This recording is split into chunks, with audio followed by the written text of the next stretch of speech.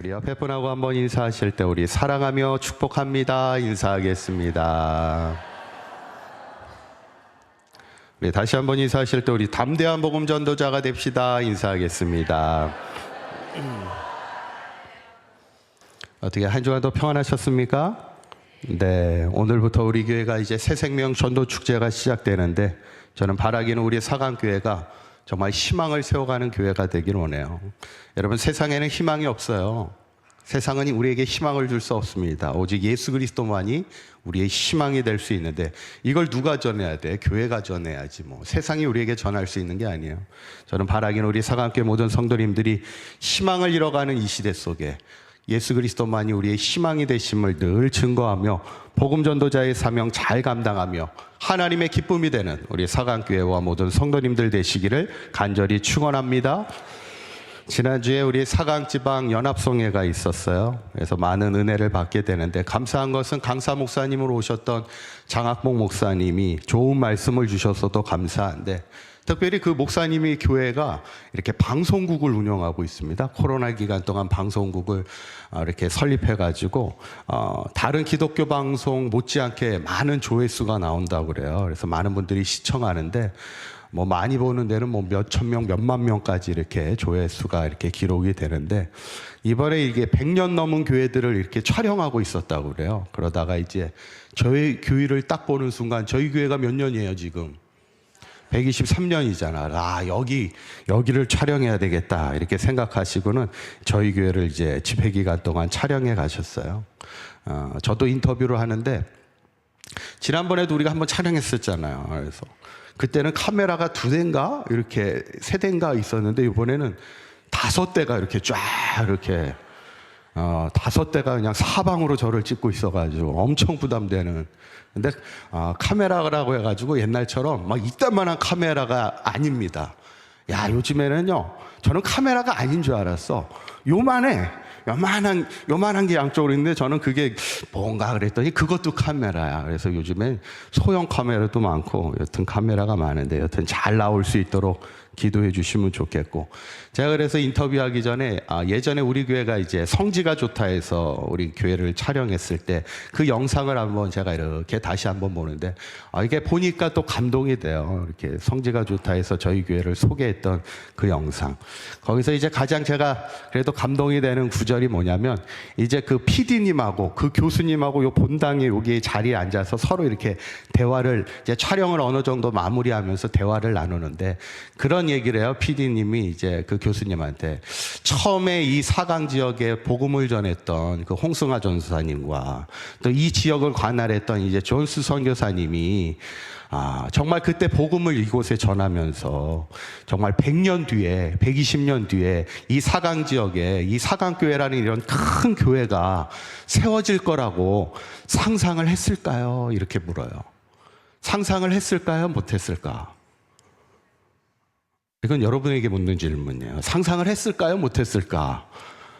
그 PD님이 그 교수님한테 이렇게 물어보니까 교수님이 상상을 어떻게 했을까? 못했지. 이곳에 100년 뒤에 120년 뒤에 교회가 이렇게 많이 세워지고 또 사강교회라는 이 교회가 이렇게 크게 설 거라는 것은 아마 그때는 아무도 생각하지도 상상하지도 못했을 것 같다. 그렇죠? 막 이런 얘기를 이제 서로 하는데 참 그 얘기가 참 감동이 되었어요.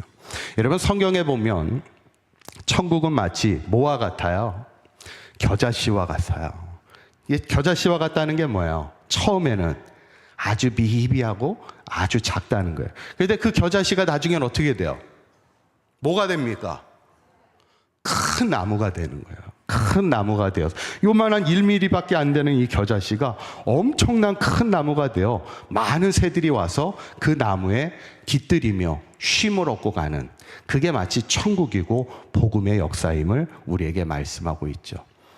저는 바라기는 우리 사강교회가 123년의 시간 가운데 복음의 역사를 지금까지도 잘 이어져 왔거니와 앞으로도 계속해서 우리가 복음의 씨를 뿌리며 우리 모두가 담대한 복음 전도자가 될 때 우리 사강교회가 이 땅의 많은 영혼을 구원하는 그런 큰 나무와 같은 그런 아름다운 교회가 될 수 있기를 간절히 축원합니다. 그렇기 위해서 우리가 어떻게 해야 돼요? 우리가 계속해서 복음을 전해야지. 처음에 홍승아 전사님을 통해 이 땅에 교회가 세워진 이유는 이제 이 지역에 전초기지가 되어서 많은 영혼을 구원하라는 복음의 사명으로 교회가 세워졌는데, 교회는 계속해서 복음 전도자의 사명을 잘 감당해야 되는데, 그러면 어떻게 해야 우리가 이 시대 담대한 복음 전도자가 될 수 있을까? 오늘 말씀을 통해 함께 은혜를 나누고자 합니다. 첫 번째로 복음 전도자는 잃어버린 영혼을 볼 수 있는 눈이 있어야 합니다. 한번 따라해 보실까요? 복음 전도자는 잃어버린 영혼을 볼 수 있는 눈이 있어야 합니다. 아멘. 뭐가 있어야 돼요? 눈. 잃어버린 영혼을 볼 수 있는 눈이 있어야지. 얼마 전에 어떤 할머님이 운전을 하고 가다가 사가리에서 신호등이 있는데 그만 빨간 신호에 그냥 건너버린 거야. 그런데 그래서 누구한테 걸렸냐면 교통경찰한테 이렇게 걸리게 된 거예요. 그러니까 이 교통경찰이 할머니에게 물어요. 할머니, 신호등 보셨어요? 그랬더니 신호등 봤지 이래요. 그랬더니 빨간불인데 왜 지나가셨어요? 그랬더니 그 할머니가 너를 못 봤어 이렇게 얘기를 하더라고요. 참 재치가 있는 할머니셔, 그렇죠? 딱지를 안 띄었을 것 같아. 여러분, 우리가 운전을 하다 보면 신호등을 잘 봐야 되잖아요, 그죠? 그리고 교통경찰이 있는지도 잘 봐야지, 있는지 없는지도 잘 봐야지. 그래도 감사한 것은 사강 지역에는 별로 교통경찰이 없다는 게 얼마나 또 감사한지 몰라. 그렇잖아요. 우리가 운전하다 보면 교통경찰이 있으면 가슴이 그냥 아무 죄도 없는데, 그죠? 괜히 가슴이 뛰어 막 이러는데, 여러분, 우리 복음 전도자는 뭘 잘 봐야 돼요? 잃어버린 영혼을 잘 봐야지. 이게 우리의 사명이고, 복음 전도자의 눈은 항상 잃어버린 영혼을 찾는 거예요. 오늘 본문에 주님의 사역이 쭉 소개되어 있는데 35절에 있는 말씀 한번 읽어볼까요? 시작. 예수께서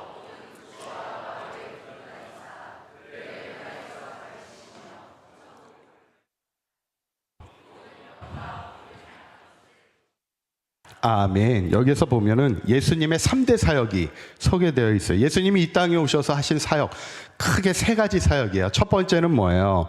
그들의 회당에서 뭐 하세요?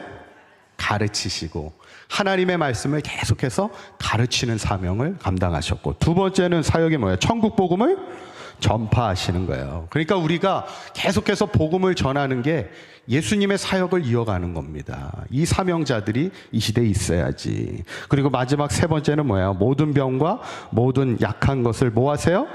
고치시는 치유의 사역도 감당하시는 거예요. 그러면 여기서 중요한 것은 왜 예수님이 계속해서 하나님의 말씀을 가르치고 천국 복음을 전하고 그들의 연약한 것까지도 치유하여 주셨던 이유가 뭘까? 그 이유가 뭐였을까? 그 이유가 그 다음 구절에 나와요. 36절 읽어봅니다. 시작. 무리를 보시고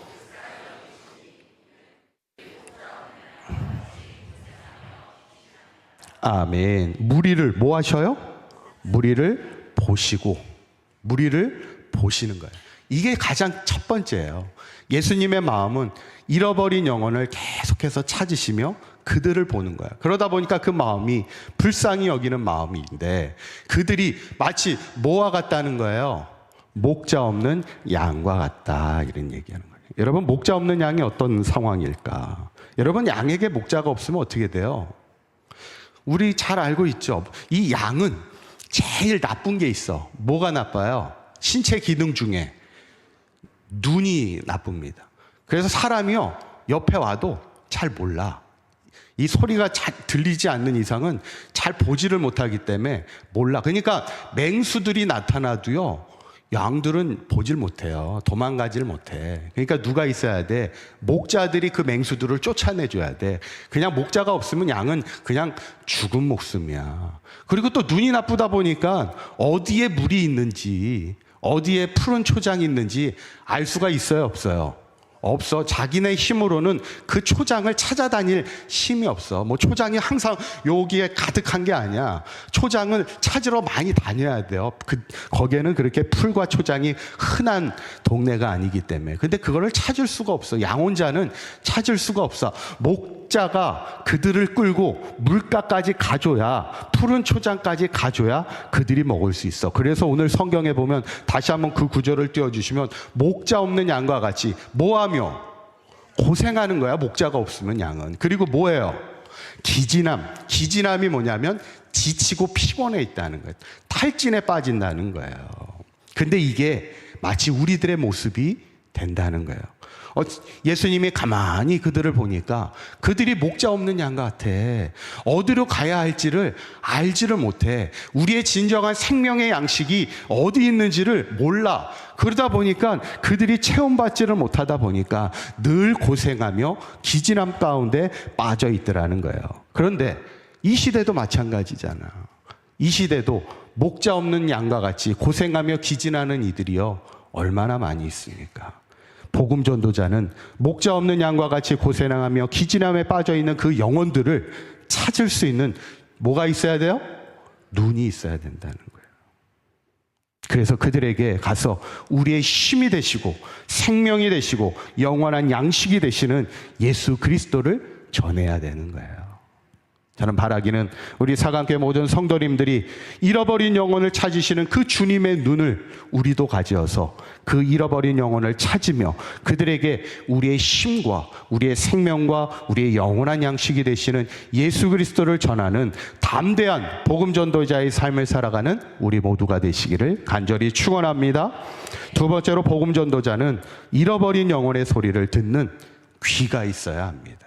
한번 따라해 보실까요? 복음 전도자는 잃어버린 영혼의 소리를 듣는 뭐가 있어야 돼요? 귀가 있어야 된다. 처음에는 뭐가 있었어야 돼요? 눈이 있어야 되고, 두 번째는 귀가 있어야 돼요. 얼마 전에 제가 새가족 신방을 이렇게 가게 됐는데 참 거기에서 감동적인 이야기를 이렇게 듣게 됐어요. 우리 교회 권사님이 10년 전에 그 태신자를 만났어. 뭐 목욕탕에서 만났다고 얘기하기엔 좀 그렇긴 한데 목욕탕에 가서 그분을 만났어. 10년 전에. 그리고는 10년 동안 전도를 한 거예요, 그분을. 야, 여러분, 한 사람을 위해서 10년을 전도하기가 쉬워요, 어려워요? 어렵지. 자, 그분도 참, 우리 권사님도 참 대단해. 10년을 전도하셨어. 그러니까 우리가 뭐 조금 1년 하다가 포기할 게 아니야. 우리가 끝까지 전도해야지. 10년을 전도했는데 10년 만에 그분이 오신 거야, 저희 교회에. 그리고 지금 또 열심히 예배를 참석하시고 또 새가족 신방까지 받으셨어. 야, 그런데 제가 보니까 참 하나님의 보상인 것 같아. 그렇게 애쓰고 힘썼던 그런 어떤 전도의 보상인지 그분만 나온 게 아니야. 그분의 남편도 같이 나오고 그분의 아들도 나오고, 아들이 같이 사는 아들이 아니고 이제 결혼해서 남양에 사시는데 그 아들도 교회를 같이 세 분이 같이 나와서 등록을 하게 됐어요. 그래서 제가 이제 새가족 신방을 가서 제가 물었지, 뭐 이런저런 이야기를 하다가 처음에는 남편분이 아내가 교회를 나오는 걸 반대를 했어. 못마땅히 여겼지. 그런데 이제 그분도 같이 교회를 나오게 되니 얼마나 감사해. 그래서 제가 아내분에게 물었어요. 남편분이 이제 처음 교회를 나오니까 힘들어하지 않냐, 이렇게 물었더니 그분이 이렇게 대답을 했어요. 저희 남편이요, 목사님 설교를 너무 좋아해요. 그래서 목사님 설교가 귀에 쏙쏙 들어온대. 아멘 소리가 좀 작으신데 생각보다. 여러분, 우리 복음 전도자가 계속해서 복음을 전할 때 두 가지 소리를 잘 들어야 됩니다. 첫 번째는 하나님이 우리를 부르시는 그 부르심의 소리를 잘 들어야 돼요. 뭘 잘 들어야 돼요? 부르심의 소리를 잘 들어야 돼요. 여러분, 우리가 하나님의 일을 하다 보면 힘든 일이 있어요, 없어요? 힘든 일이 있습니다. 하나님의 일을 감당할 때도 힘든 일이 있어. 우리가 하나님의 일을 감당할 때 나를 힘들게 하는 사람이 있어요, 없어요? 이쪽은 없으신 것 같아. 대답이 없는 거 보니까. 여러분, 우리가 하나님의 일을 할 때도 나를 힘들게 하는 사람이 있을 수 있어요. 사도 바울도, 저는 이제 요즘에 새벽에 이제 바울 서신을 이렇게 보면서, 야, 사도 바울이 항상 막 복음의 역사만이 막 나타난 게 아니구나.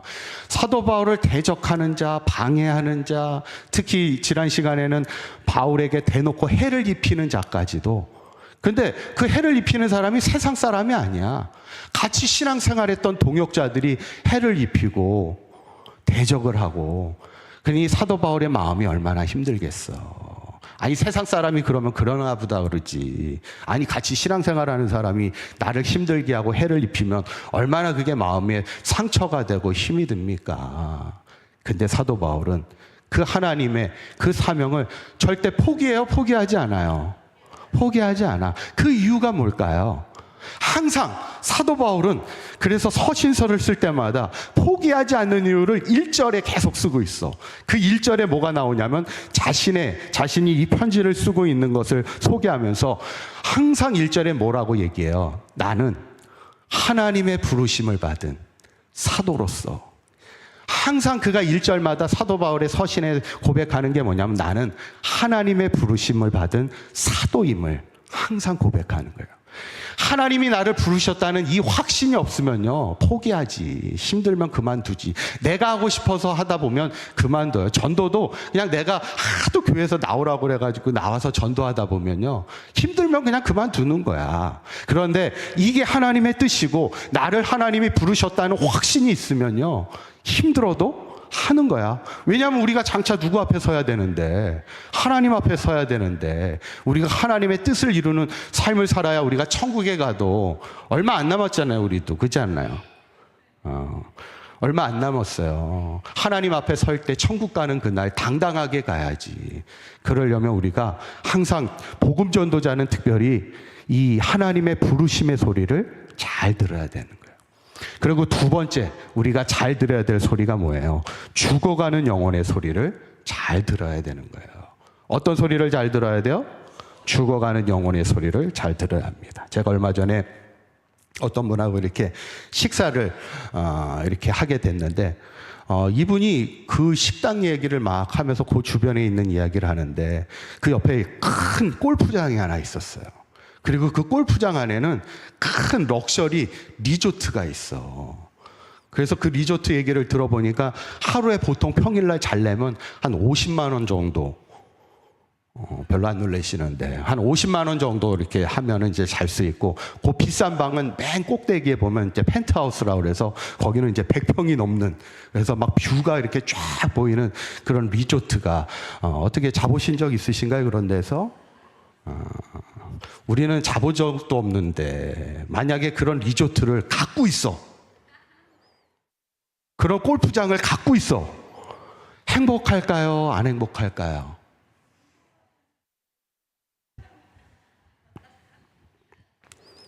만약에 우리가 그런 초호화 럭셔리 리조트를 가지고 있으면 걱정할 일이 있을까요? 없을까요?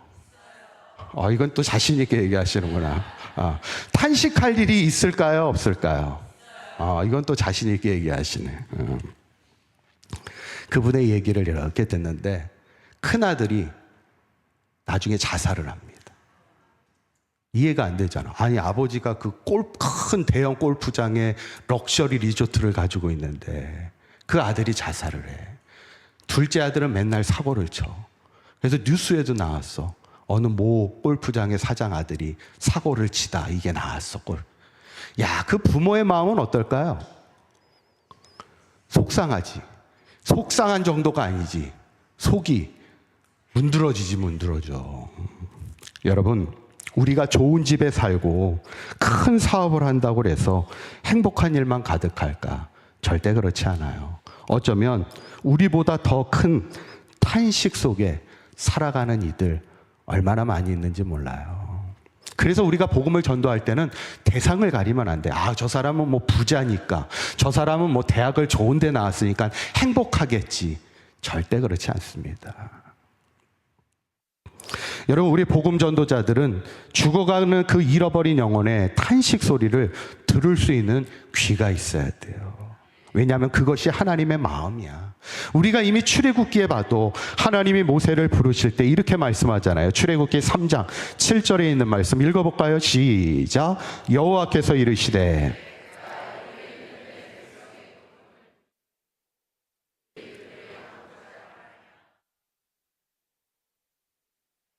아멘. 여기에 보면 세 가지 중요한 동사가 나와요. 하나님이여 애굽에 있는 내 백성의 고통을 분명히 뭐하고? 보고. 하나님이 보고 계시는 거예요. 두 번째는 그 감독자로 말미암아 부르짖음을 뭐하고? 듣고 그들의 탄식의 소리를 듣고 계시다는 거예요. 그리고 그 근심을 뭐하고? 알고 그래서 그들을 구원하시겠다 마음을 결단하는 거예요. 어쩌면 우리 복음의 전도자는 이 하나님의 마음을 가지고 있어야 돼. 하나님이 애굽 땅에서 고통과 근심과 그 탄식 속에 살아가는 이들을 보고 듣고 알고 계셨던 것처럼 우리도 나만 편하면 되지 나만 잘 살면 되지. 지금 내 걱정하기도 바빠 죽겠는데 누굴 걱정해. 그거는 복음 전도자의 마음이 아니야.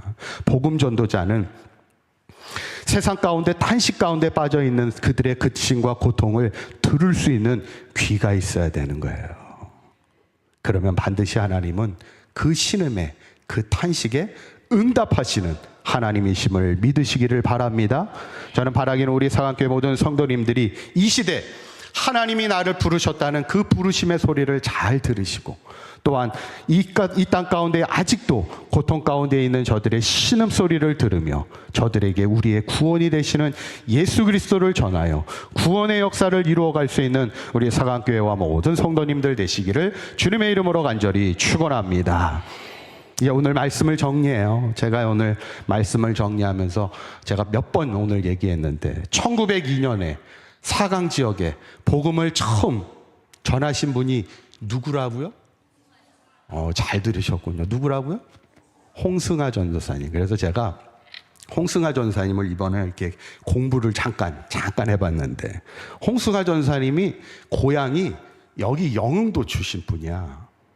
영흥도 가까운 이 영흥도 출신 분인데 이분이 이제 존스 선교사님 이제 한국에 와서 내립교회를 이제 치리하면서 이쪽 서부권 지역을 담당했던 분이 이제 존스 선교사님인데 이 존스 선교사님을 만나면서 예수님을 영접하게 되는 거예요. 이 홍승하 전도사님이. 그러면서 이제 당시 신학교를 가게 되고 이제 처음 사역을 어디서 시작하냐면 이제 남양교회에서 처음 사역을 시작하게 됩니다. 근데 그때 당시에는 교회가 많지 않기 때문에 어떤 교회에서만 이렇게 담임 목사처럼 사역을 하는 게 아니라 계속해서 복음을 전하러 가는 거야. 그래서 역사적인 자료에 보면 홍승하 전사님이 올해는 몇 개의 교회를 세우고 교회를 세운다는 자료들이 참 많은데 그때 이제 이 서부권 쪽으로 와서 이 사강에도 영흥도에도 성감도에도 계속해서 교회를 세워가게 되시는 거죠. 그래서 그때 1902년도에 사강 지역에 와서 처음 복음을 전하며 이제 교회를 세워가게 되는데 그러다가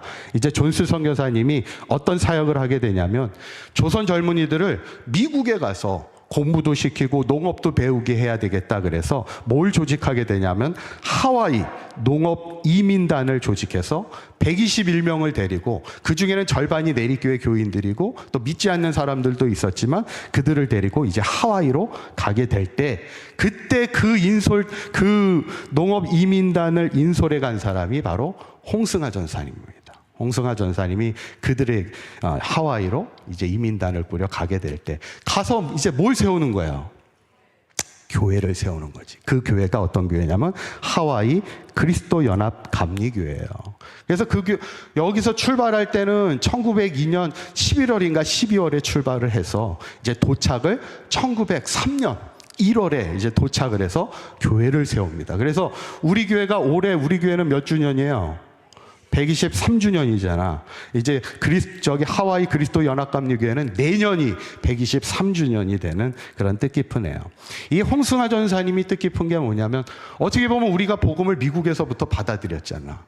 그런데 오히려 이제 홍승하 전사님이 미국에 가서 복음을 전하고 교회를 세우면서 이 하와이 또 그리스도 연합감리교회 성도들이 거기만 있는 게 아니라 또 계속해서 뉴욕으로 나가고 어디로 나가서 계속해서 복음을 전하며 교회를 세워가게 되는 역사를 보게. 그러니까 어떻게 보면 역수출이 된 거지. 어떻게 보면 해외 선교를 우리가 미국에 복음을 받았지만 이제 미국으로 복음을 또 다시 오히려 전하러 갔던 뜻깊은 일을 했던 분이 이 홍승하 전사님이 또 그 사역의 중심이 됐는데 아쉬운 건 뭐냐면 이제 홍승하 전사님이 건강이 좋지 못해서 워낙 사역도 많이 하고 이렇게 하다 보니까 이제 한국으로 다시 귀국을 해서 이제 55살에 이제 하나님의 부르심을 받게 돼서 좀 너무 젊은 나이에 가시게 돼서 좀 아쉽긴 했는데, 그래서 제가 이렇게 따져보니까 홍승화 전사님이 우리 사강 지역에 복음을 전했을 때가 그분의 나이가 아마 한 39살 정도, 39살 정도의 이 사강 지역에 복음을 전했던, 저는 이 홍승화 전사님을 이렇게 찾아보면서 들었던 생각이, 야, 이 시대에 정말 사도 바울과 같은, 정말 가는 곳곳마다 복음을 전하고 교회를 세워가는 일에 땅끝까지 이르러 내 증인이 되라는 주님의 그 사명 앞에 끝까지 복음 전도의 사명을 감당했던 이 시대 정말 사도 바울과 같은 귀한 사역자가 아닐까. 또 그런 전도사님에 의해서 우리 사강교회가 세워졌다는 게 참 우리에게도 감사하고 영광이 아니겠나, 이런 생각을 해봅니다. 오늘 주님이 우리에게 하시는 마지막 말씀은 이거예요. 37절에 있는 말씀 읽어봅니다. 시작. 이에 아멘. 제자들에게 예수님이 마지막 말씀하는 게 이거예요. 뭐 할 것은 많아요. 추수할 것은 많아. 우리가 구원해야 될 영혼들, 잃어버린 영혼들이 너무 많아. 그런데 뭐가 없어요? 일꾼이 없다는 거예요. 그들에게 가서 복음을 전할 복음의 일꾼들이 없다는 거예요.